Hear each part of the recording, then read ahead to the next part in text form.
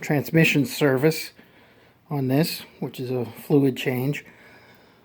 Let's talk a little bit about what we're doing here. I bought this van, 184,000 miles on it. The transmission fluid was a mess.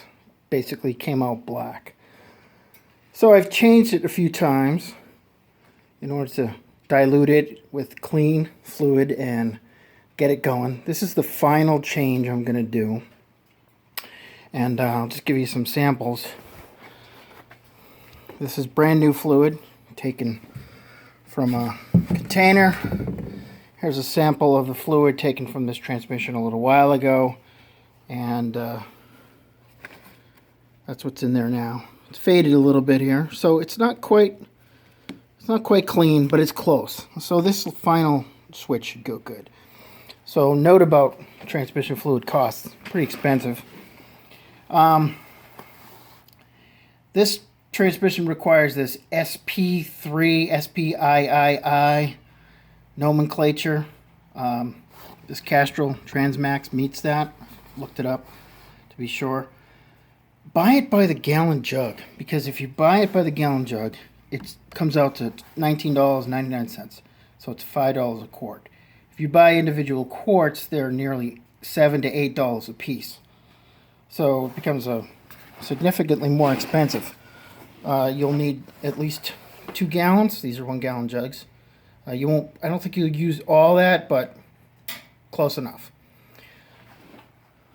Start off, get the vehicle up on ramps, and then there's a drain bolt right under there. Let's go take a look. Okay, I'm underneath the vehicle, and there's a big, on the right hand side, as you're laying down, driver's side. It's a big 15/16 nut. Well, technically it's a bolt.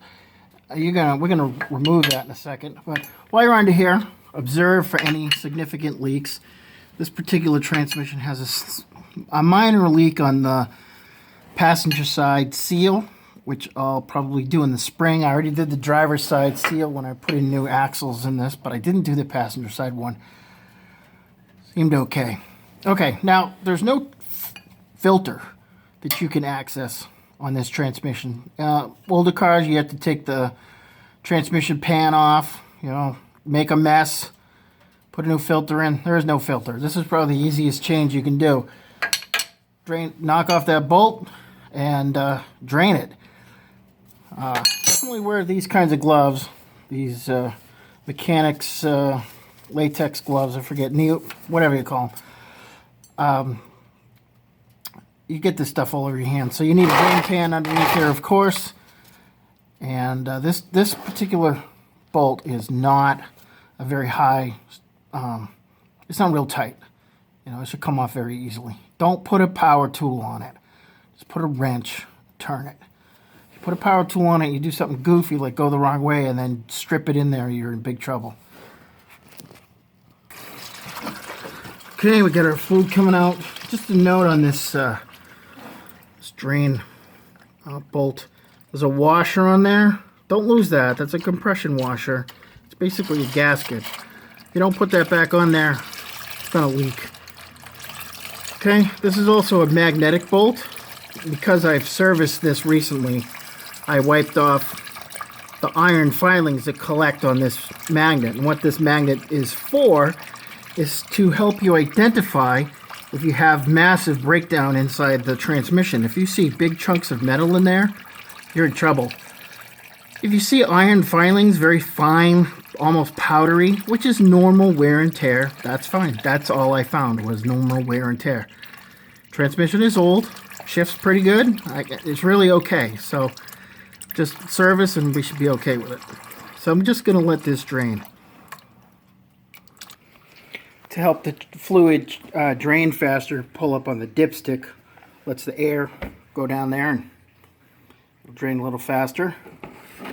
We're also going to fill it from the dipstick holder, or the dipstick tube. So you need a funnel like this. This is a transmission fill funnel. It has a very special end on it, which is designed to fit right into the filler neck on a transmission. There you go.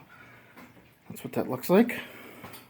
You can use regular funnel, but this one just works better in some cases. Now, because we can't get all the transmission fluid out of the system, this is called a transmission, it's not a flush, it's a drain and refill. But what we can do is we can start the vehicle up and we can put it in gear, and that'll help pump some of the remaining transmission fluid out of the torque converter and elsewhere in the system. Don't run it for very long, like maybe 30 seconds in a gear, and then just put it in park and shut it off. You'll never get it all out. Don't waste all your time. Don't burn out your transmission. But just by starting the engine, you are going to put pump pressure on the transmission pump, the fluid pump, and that will pump some of it out. Maybe another quart or two. Okay, the fluid had all drained out. I put the nut back in, bolt back in, tighten it down snug. Don't tighten it too hard. You don't want to crack it. Okay, now it's time to fill it up. We got our funnel in. Now, because there's nowhere for air to escape, when you start filling this, it's going to start burping and making some crazy freaking sounds. Don't put too much ATF in at a time, because you hear that burp? Because if you do, it's going to blow up all over the place. Like, it'll shoot out of here like a Coke can being opened or something. So, it's a slow process. Just keep going. Let the air get in there. Get a whole gallon in. Maybe 1.5 gallons. And then at that point, you should take it off the ramps. We'll level it and we'll check it. Now, if you measured how much fluid came out, you would put the same amount back in, assuming it was filled correctly before you started the process. I don't do that. Anyway, I'm going to take it off the ramps, and I'm going to get it level, and I'm going to recheck it. I'm going to run it for a little bit. Now, there's 6 quarts in there, so there's enough for it to run and move around, and we'll level it off and check it. I removed the funnel and put the dipstick back in before I start it up and drive it. I don't want it blowing fluid everywhere. Now, you can't really completely measure transmission fluid, until the vehicle is warm. But we can get an idea if we're seeing it on that stick.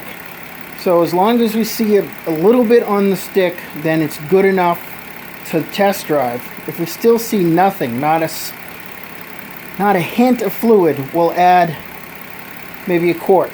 See where we get. Okay, I've wiped the dipstick. I'm putting it back in.